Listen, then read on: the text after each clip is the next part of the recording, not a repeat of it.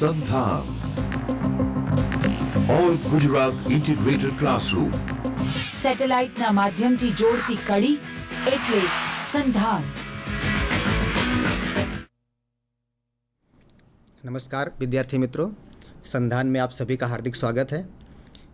इसके पहले सूर सागर पर एक दो लेक्चर दिए गए थे, किंतु मुझे ऐसा लगा कि सूर सागर के कुछ मन भावन प्रसंगों को लेकर अपनी बात कहूँ। वास्तव में 8वीं से लेकर स्नातक और अनुस्नातक कक्षाओं में सूरदास के पद पढ़ाए जाते हैं और ये पद इतने परिचित हैं आपके कि आप कभी भूल भी नहीं सकते। और विद्यार्थी जीवन से लेकर के और ताउम्र तक तो ऐसे कुछ पदों को लेकर के, ऐसे कुछ घटनाओं को, प्रसंगों को लेकर के मैं सूर सागर मन भावन प्रसंग पर अपनी बात कहूँगा। आप सभी जानते हैं सूर सागर सूरदास जी का एक प्रामाणिक और आधार कृति है। इसमें सूरदास के भक्ति को लेकर के जितनी बातें कही गई हैं, जो पद कहे गए हैं, वास्तव में 1.25 लाख हैं कि नहीं, 5-6 हज़ार हैं, ये बड़ी बात नहीं है, किंतु जो उनकी भाव अभिव्यक्ति है उस पर हमें ध्यान देना चाहिए। सूर सागर मन भावन प्रसंग में हम देखें तो आप सभी को मालूम है कि सूरदास हों या तुलसीदास जी हों या मध्यकालीन कोई भी बड़े कवि हों, उनके जन्म काल को लेकर के अनिश्चितता सी बनी रहती है और कई विद्वानों ने अपने अपने ढंग से तिथियां या तारीखें तय करने का प्रयास किया है। यहाँ पर सूरदास को हम 1478 ईस्वी रुनकता या ग्वालियर गौ घाट उनका जन्म स्थान मानते हैं। आचार्य रामचंद्र शुक्ल जी ने रुनकता को माना है, जबकि अन्य कई विद्वानों ने ग्वालियर के पास गौ घाट को सूरदास जी का जन्म स्थान माना है। सूरदास जी की 3 प्रमुख रचनाएं जो प्राप्त होती हैं वो भले हो पूरी तरह से अभी हमारे सामने नहीं आ पाई हैं, पूरा ग्रंथ नहीं हो पाया है, लेकिन जो हमें उपलब्ध हुआ है उसमें सूर सागर, सूर सारावली और साहित्य लहरी प्रमुख हैं। मित्रों, सूरदास श्री कृष्ण काव्य के एक ऐसे भक्त कवि हैं, रसिक कवि हैं कि उनको लेकर के उनके समय में भी कई किंवदंतियाँ सी बनी थीं। उनके समय काल में ही लगभग तानसेन, जो अकबर के दरबारी कवि कहे जाते हैं, इतिहास भले ही इसमें कुछ तर्कसंगत बातें ना बताता हो, समय काल को लेकर के तुलसी, तानसेन और सूरदास में काफ़ी विवाद रहा है, किंतु लोक इससे कभी डरता नहीं है। लोक ने अपनी बात अपने ढंग से कही है। तो तानसेन ने जब सूरदास के पद सुने तो उन्हें बहुत आश्चर्य हुआ कि इतना मधुर पद, श्री कृष्ण के मधुर पदों को एक अंधा व्यक्ति इस तरह गाता है। और उन्होंने प्रशंसा में जो अपनी बात कही वो कुछ इस प्रकार थी, किधों सूर को सर लग्यो, किधों सूर को पीर, किधों सूर को पद लग्यो, तन मन धुनत शरीर। वास्तव में श्री कृष्ण के पद को गाते हुए सूरदास यह भूल जाते थे कि वो पद गा रहे हैं, आराधना कर रहे हैं, वो उसी में तल्लीन हो जाया करते थे। तो इसी बात को हम देखें तो कह सकते हैं कि कितनी तल्लीनता से, कितनी भाव प्रवणता से वे अपने पद को रचते थे और गाया करते थे। सूरदास श्री कृष्ण के ऐसे वात्सल वर्णन जब करते हैं तो देखते ही बनता है। यहाँ पर हम जब बात करेंगे तो उनकी बाल लीलाओं की बात करेंगे, उनके जीवन से जुड़ी हुई कुछ घटनाओं की बात करेंगे, ऐसे पदों की बात करेंगे जहाँ पर मैया यशोदा हैं, राधिका जी हैं, सुदामा हैं या उनके अन्य मित्र हैं। इसी को लेकर के कुछ बातें हम देख सकते हैं।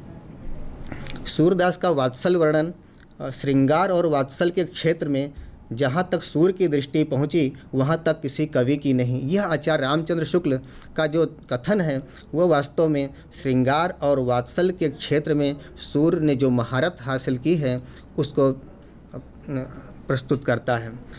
वात्सल वर्णन, राधा एवं गोपियों का प्रेम वर्णन और माधुरी भाव, भ्रमर गीत से संबद्ध विरह भाव के कुछ पदों का आस्वादन करना, इसके अंतर्गत श्री कृष्ण की बाल लीलाओं की कुछ झांकी, मैया यशोदा, राधा, गोपी की मानसिक स्थिति एवं संबंध घटनाओं आदि सब कुछ इसमें आ जाता है।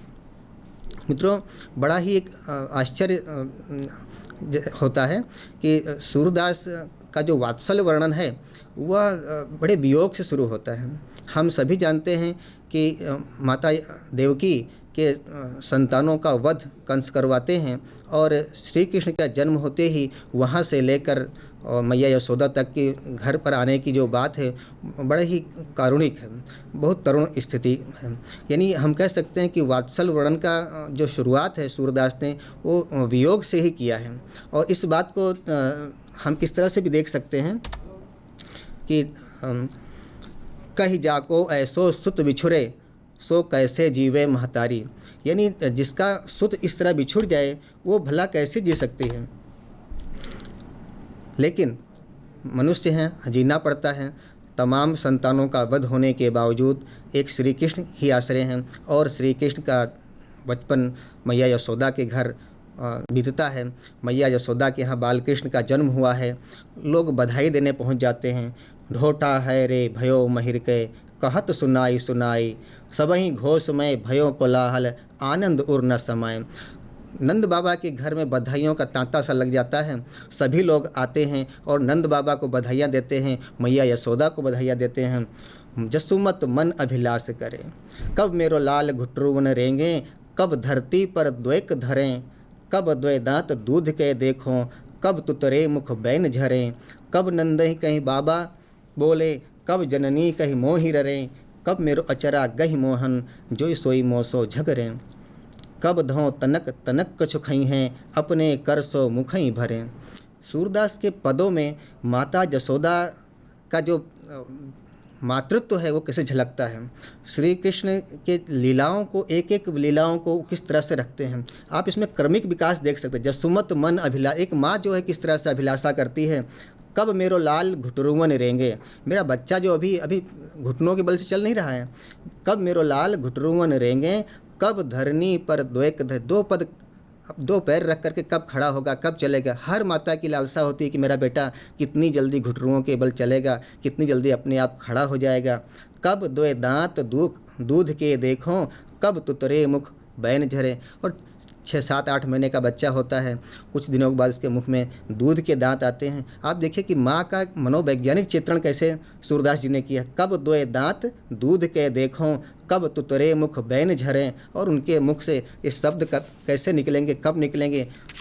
कब नंदही कहीं बाबा बोले, कब जननी कह मोहि ररें। देखिए माँ ये कभी नहीं चाहती कि बेटा जो है सबसे पहले माँ बोले। ये भारतीय संस्कृति की ही बात है कि यशोदा माता कहती हैं कि नंद बाबा बोले, यानी पहले पिता का नाम ले। तो कब नंद बाबा का नाम लेके नंद बाबा बाबा चिल्लाए, और उसके बाद ये भी अभिलाषा कब मोह ही ररे। और मुझसे कुछ लड़ाई झगड़ा बच्चों की जो माँ से होती है, इतना पिता से नहीं होता है। तुलसीदास ने ये पूरी मनोवैज्ञानिक दृष्टि से इस पद को रचा हो कि एक एक क्रमिक विकास आप देखते जाइए। छोटा बच्चा है, अभी घुटनों के बल नहीं खड़ा हो पा रहा है, चल नहीं पा रहा है। माँ अभिलाषा करती है कि मेरा बेटा घुटनों के बल चले, मेरा बच्चा खड़ा हो जाए, मेरा बेटा कुछ मुझसे बोले, बाबा बोले, पिता बोले, माँ बोले, और मुझसे कुछ खाने के लिए मांगे, उसके मुंह में कुछ अनाज जाए, कुछ टुकड़ा जाए। इन एक एक कर्मिक विकास आप देखें तो ऐसा लगता है कि सूरदास जन्मांध तो नहीं थे, उन्होंने सारी घटनाओं को जैसे देखा हो, अपनी नज़रों के सामने देखा हो, और वे एक एक चीज़ को अपने ढंग से रखते जाते हैं। आप सभी जानते हैं कि सूरदास का जो जसोदा हरि पालने झुलाएं बहुत अच्छा पालना गीत है, और ये कहने में कोई अतिशयोक्ति नहीं है कि यह पालना गीत अब सभी माताओं का जैसे कंठाहार बन गया हो। इस पालना गीत को लेकर के कई अन्य गीत भी रचे गए। तुलसीदास ने भी अपनी मानस और अन्य ग्रंथों में ये बात रखी थी, किंतु तुलसी की चर्चा हम आगे करेंगे। सूरदास यहाँ पर जो कहते हैं, जसोदा हरि पालने झुलावे, जसोदा हरि पालने झुलावे, हलराय दुलराय मल्हावे, जोई सोई कछु गावे। कबहूँ पलक हरि मूंद लेत हैं, कबहूँ अधर फरकावे, सोवत जान मौन होए रही, करि करि सैन बतावे। यह अंतर अकुलाए उठे हरि, जसुमति मधुर गावे। आप देखिए कि जसोदा हरि पालने, जसोदा माता जी हैं, अपने बेटे को पालने में झुला रही हैं, और बालक है कि कभी श्री कृष्ण अपने आंखें बंद कर लेते हैं और मैया जसोदा समझती है कि नहीं बेटा सो गया है। कबहू अधर फरकावे, छोटा बच्चा अपने ओंठ जैसे फड़काने लगता है। सोवत जान मौन होए रही, करी कर सैन बताए, मेरा बेटा सो रहा है, सो गया, सो जाएगा। ये माँ की जो कल्पना, यह अंतर अकुलाए उठे हरि, जसुमत मधुरे गावे। कब तक सोए बच्चा? माँ तो लोरी गा रही है, बेटा सो गया है, सो गया है, लेकिन बालक कृष्ण को नींद आए तब ना। देखिए बच्चे, छोटा बच्चा सो रहा है, और उसके बाद जैसे दूसरे पद में विकास दिखाया हो, किलकत कान घुटुरवनी आवत, मणिमय कनक नंद के आंगन, बिंब पकड़बे धावत। कबहू निरख हरि आप छाह को, कर सौ पकड़न चाहत, किलक हसत राजत द्वे दतियाँ, पुनि पुनि तिह अवगाहत। बाल दशा सुख निरख यशोदा, पुनि पुनि नंद बुलावत, अचरा तरलय ढांक सूर्य को, प्रभु के दूध पियावत। आप देखिए कि किलकत कान घुटुरवन आवत, बालक किलकारियाँ मारता हुआ, श्री कृष्ण किलकारियाँ मारते हुए नंद बाबा के आंगन में आते हैं। नंद बाबा का आंगन भी मोतियों से जड़ा हुआ, हीरे मोतियों से जड़ा हुआ जैसे हो। कितना स्वच्छ, कितना पावन, कितना पवित्र होगा। जिस धरती पर भगवान श्री कृष्ण कभी घुटनों के बल खेले होंगे, और वो अद्भुत आनंद रहा होगा मैया जसोदा का कि उन्होंने देखा होगा कि बेटा किस तरह से किलकारियाँ मारता हुआ घर को प्रसन्नचित कर रहा है। मणिमय कनक नंद, मणियों से जड़ा हो, मणिमय कनक नंद के आंगन, बिंब पकड़वे धावत। मैं पहले भी कराया कि सूरदास जी जन्मांध थे कि नहीं, अलग मुद्दा है, इस पर अलग बातें भी हुई हैं, लेकिन बच्चे की एक एक हरकत को सूरदास कैसे देखते हैं। मन में कनक नंद के आंगन, बिंब पकड़वे धाव, अपनी ही परछाइयों को, अपनी ही बिंब को पकड़ने की बच्चे की जो लालसा है, बहुत ही सुंदर ढंग से कवि ने प्रस्तुत किया है। कबहू निरख हरि आप छाह को, कर सौ पकड़न चाहत। अपनी ही परछाई को बच्चा कैसे पकड़ना चाहता है। कबहू निरख हरि आप छाह को, कर सौ पकड़न चाहत, किलक हसत राजत द्वे दतिया। किलकारी मारते हैं, पुनि पुनि ते अवगावत, पुनि पुनि ते अवगाहत, यानी बार बार पकड़ने की कोशिश करते हैं। परछाई भला कब पकड़ में आती, लेकिन बच्चा है, बच्चा ये सोचता कि नहीं ये कोई दूसरा अन्य है। और ये कई पदों में श्री कृष्ण करते हैं, ऐसा दिखाई देते हैं। कभी कभी वो मैया मैं चंद खिलौना लई हों, जई हों लौट धरन पर बहीं, तेरी गोद नाई हों, सुरभि को पैपान करई हों। ये जो बात है, सुरभि को पैपान करई हों, बेनी सुर न गुथई हों। देखिए बच्चा, मैं चंद्र खिलौना लूँगा, जो हठ बाल हठ है। अब चंद्रमा तो कैसे दिया जाए, बस जसोदा माता पानी का परात में लागती हैं और जसोदा माता दिखा देती हैं चंद्रमा को, बच्चा मान जाता है। ये सूरदास की जो ये सूझ है, इस सूझ को क्या कहें, किस तरह से उन्होंने एक एक प्रसंगों को रखा है, एक एक चित्र जैसे वो बनाते गए हों, देखा हो, और उन नेत्रों ने देखा हो जो जन्मांध थी या दैवीय थी, जिससे सिर्फ सूर्य ही देख सकते हों, सामान्य आदमी या सामान्य कवि शायद नहीं देख सकता।